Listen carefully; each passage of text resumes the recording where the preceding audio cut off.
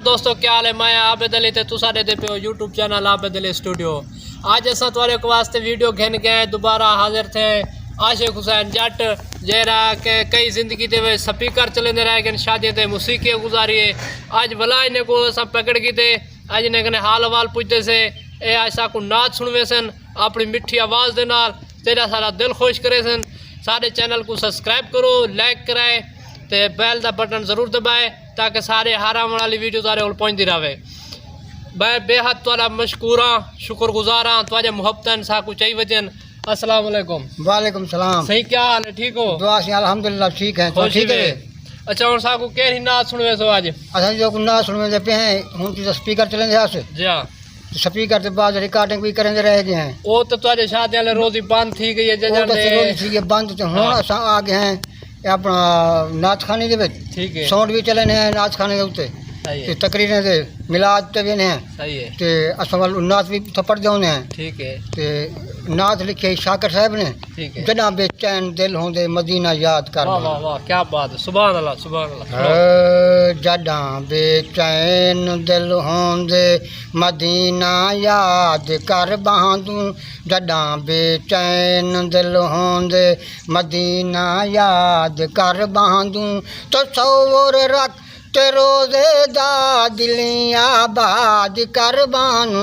जदा बेचैन दिल होंदे हिजर मुंझा दे दुख भावे सतेंदन पर मजा देंदन।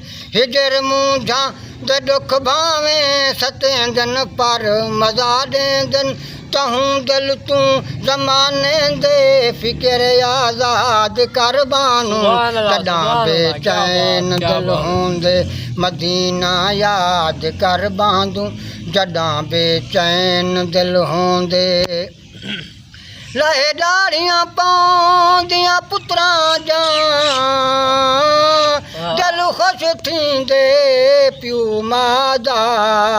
कदी सोनी डाड़ी लथी वे सैयां हे लख एहसान खुदा दा।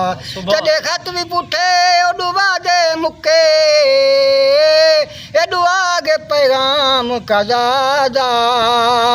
तडे बाब दी मन शाहोर वे अकबर तकदीर दा होर इरादा।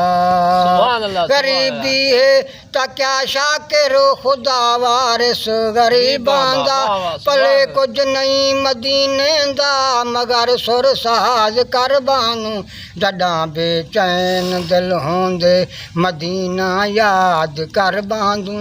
जदा बेचैन दिल होंदे